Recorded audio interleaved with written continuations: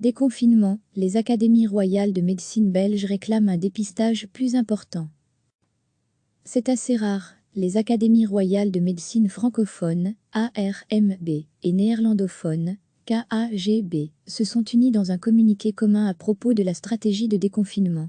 Pour éviter un retour de l'épidémie, elles réclament ensemble de tester les personnes à risque et l'entourage des personnes porteuses du virus. Élément central de la stratégie de déconfinement, les tests diagnostiques virologiques mettant en évidence la présence du virus et sérologiques mettant en évidence la réponse en anticorps ont permis à plusieurs pays de limiter la propagation du SARS-CoV-2 et la mortalité. Aujourd'hui, le nombre d'hospitalisations diminue dans notre pays. Un déconfinement progressif et partiel sera bientôt lancé, dit-elle dans un avis commun.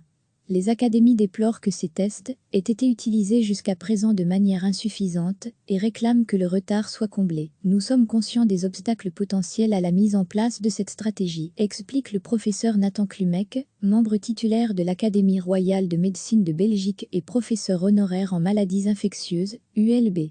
Cet avis des académies n'est ni une injonction ni une feuille de route. Nous ne remettons pas en question le travail des groupes d'experts nommés par le gouvernement. Les académies sont au-dessus des partis politiques et des groupes de pression. En tant que telles, elles ont une mission et un rôle sociétal à jouer. C'est à ce titre, en ce moment particulier, que ces recommandations sont faites. Les académies royales de médecine de Belgique recommandent un dépistage extensif et ciblé pour les personnes fragiles ou vivant dans des collectivités vulnérables, hôpitaux, maisons de repos, structures d'accueil, homes, etc., et celles qui, par leur activité, sont en contact réel ou potentiel avec des patients infectés. Il faudrait également dépister l'entourage des personnes atteintes du Covid-19. Toutes les personnes ayant été testées positives doivent être isolées pour une durée de 14 jours, précise le professeur Pierre Van Damme, membre titulaire de l'Académie néerlandophone, vaccinologue et épidémiologiste à l'Université d'Anvers. De surcroît, nous recommandons que toute personne ayant été en contact avec un patient infecté soit testée. Cela sera possible grâce au contact tracing. De cette façon, la progression de la pandémie sera limitée au niveau presque individuel. Les académies plaident également en faveur d'études sérologiques longitudinales. Il s'agit de soumettre des groupes importants et représentatifs de la population, régions, zones urbaines et rurales, métiers, âge, aux tests sérologiques afin de définir le taux d'exposition au SARS-CoV-2 grâce à une détection de leurs anticorps. Pour elles, ce n'est qu'en utilisant ces mesures que le déconfinement progressif pourra s'appuyer sur deux marqueurs essentiels, le niveau de circulation du SARS-CoV-2 et le niveau potentiel d'immunité de groupe, R-immunity.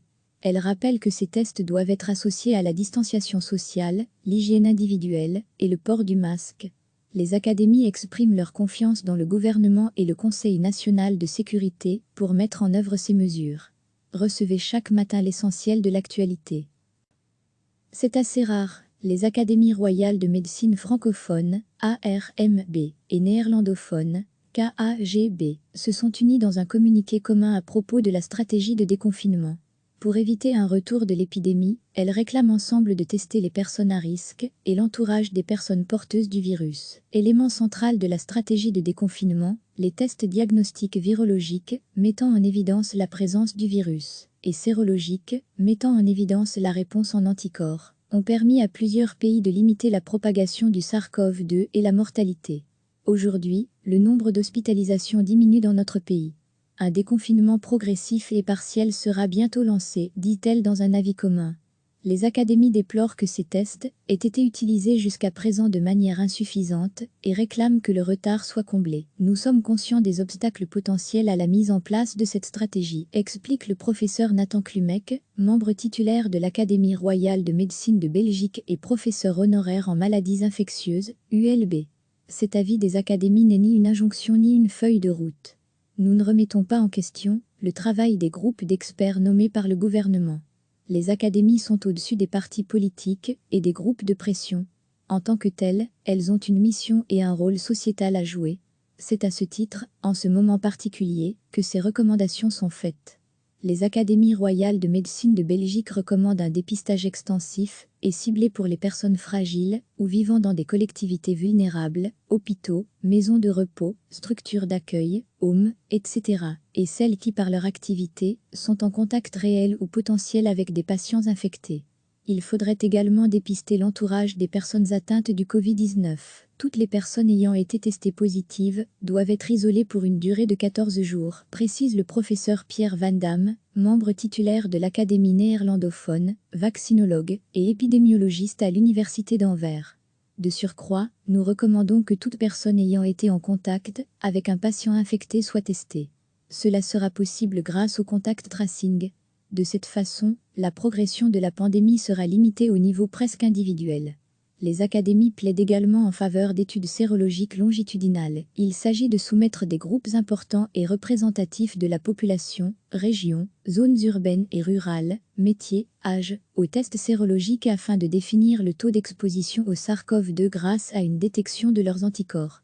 Pour elles, ce n'est qu'en utilisant ces mesures que le déconfinement progressif pourra s'appuyer sur deux marqueurs essentiels, le niveau de circulation du SARS-CoV-2 et le niveau potentiel d'immunité de groupe, R-immunity.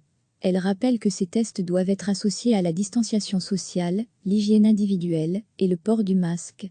Les académies expriment leur confiance dans le gouvernement et le Conseil national de sécurité pour mettre en œuvre ces mesures. Cliquez sur s'abonner pour recevoir les dernières nouvelles.